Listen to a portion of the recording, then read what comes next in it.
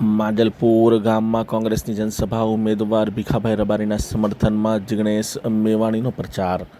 માંજલપુર વિધાનસભાની પેટા ચૂંટણીને લઈને કોંગ્રેસ દ્વારા માંજલપુર ગામમાં જનસભાનું આયોજન કરવામાં આવ્યું હતું. કોંગ્રેસના ઉમેદવાર ભીખાભાઈ રબારીના સમર્થનમાં યોજાયેલી આ સભામાં કોંગ્રેસના ધારાસભ્ય જિગ્નેશ મેવાણી ઉપસ્થિત રહ્યા હતા. જનસભાને સંબોધતા જિગ્નેશ મેવાણીએ કોંગ્રેસની નીતિઓ અને જનહિતના મુદ્દાઓ રજૂ કર્યા હતા. તેમજ મતદારોને કોંગ્રેસના ઉમેદવાર ભીખાભાઈ રબારીને વિજયી બનાવવા અપીલ કરી હતી. સભામાં કોંગ્રેસના સ્થાનિક આગેવાનો, કાર્યકરો અને મોટી સંખ્યામાં ગ્રામજનો ઉપસ્થિત રહ્યા હતા. પેટા ચૂંટણીને લઈને કોંગ્રેસે પોતાના પ્રચાર અભિયાનને વધુ વેગ આપ્યો છે. અણુથી પ્રમાણિત, ઈમાનદાર, ગ્રાઉન્ડેડ, મોડેસ્ટ, હમ્બલ સમગ્ર ગુજરાતમાં ના મળે એટલા સજ્જન અહીંના ઉમેદવાર છે. અને આખું ગુજરાત અને ઇવન ભારતીય જનતા પાર્ટીના માણસો પણ જેની શાખ પૂરવાનું પસંદ કરે એવા કેન્ડિડેટ અમે આપ્યા છે.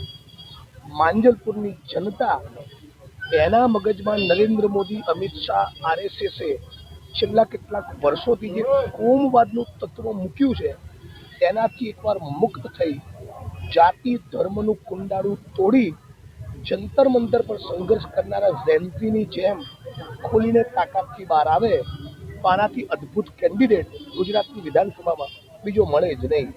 અમને પાક્કી ખાતરી છે માંજલપુરની જનતા એ બહારના કેન્ડિડેટ કરતાં પોતાના ઘરના વડીલ જેવા લાગે, પોતાના પિતા જેવા લાગે, પોતાના ભાઈ જેવા લાગે એવા અમારા ઉમેદવાર રબારી સાહેબને ભારે મતોથી વિજય બનાવી દાયકા પહેલાં એ જ્યારે મંત્રી હતા એમણે જે પરફોર્મ કર્યું હતું એને યાદ કરશે એવી અપેક્ષા રાખું છું.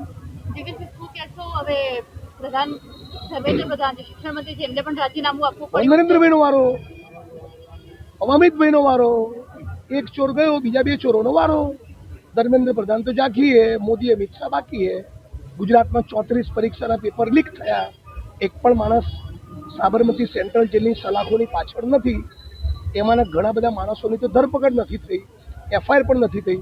અને રાહુલજીએ કીધું એ પ્રમાણે કે આ સેન્ઝી સ્ટુડન્ટના જીવન સાથે જોડાયેલો બહુ વ્યાપક પ્રશ્ન છે. એટલે ધર્મેન્દ્ર પ્રધાનનું રાજીનામું એટલું નહીં, અમિત શાહ જેણે દીકરીઓને, વિદ્યાર્થીઓને સેન્ઝીસને આટલા બધા મરાવડાયા એનું રાજીનામું થવું જોઈએ. શરમનો એક અણુ બચ્યો હોય, નરેન્દ્રભાઈએ ગુજરાત અને દેશના જેનજીના સ્ટુડન્ટને સોરી કહેવું જોઈએ, માફી માગવું જોઈએ. અને એક એવી શિક્ષણ અને પરીક્ષાની પ્રોસેસ અને પદ્ધતિ લઈને ભારત સરકારે આવવું જોઈએ કે ગુજરાતમાં કે દેશમાં ફરી કોઈ એક્ઝામનું પેપર લીક ન થાય. ભરતી કેલેન્ડર બહાર પડવું જોઈએ જેથી સમયસર ખાલી પડેલા સરકારી પદોમાં ભરતી થાય. આવું કરે એવા લક્ષણ નરેન્દ્ર મોદી અને અમિત શાહમાં ભાજપમાં દેખાતા નથી. એટલે સંઘર્ષ, ઇન્કલાબ, ઝેન્ઝીઝનો, NSUIનો, યુથ કોંગ્રેસનો, અમારો બધાનો જારી રહેશે. માંજલપુર વિધાનસભાની પેટા ચૂંટણીની જાહેરાત થઈ છે. ભાજપ હવે એડી ચોટીનો જોર લગાવી રહ્યું છે, ફૂલ એફર્ટ નાખી રહ્યું છે. એમના ફૂલ એફર્ટ્સમાં ત્રણ વસ્તુ હોય. આપણી કલ્પના બહારનો દારૂ, આપણે કલ્પના ના કરી હોય એ પ્રમાણે બ્યુરોક્રેસીનો, પોલીસ પ્રશાસનનો મિસયુઝ અને અહીંની જનતાના મગજમાં કોમવાદનું ઝેર ભરવું. આ ત્રણ વસ્તુ એ જ એમની તૈયારી હોય છે. આ ધંધા કરીને આટલા વર્ષથી જીત્યા છે. એ અમારી રાજનીતિ, એ અમારા સંસ્કાર નથી. અમે નહીં કરીએ.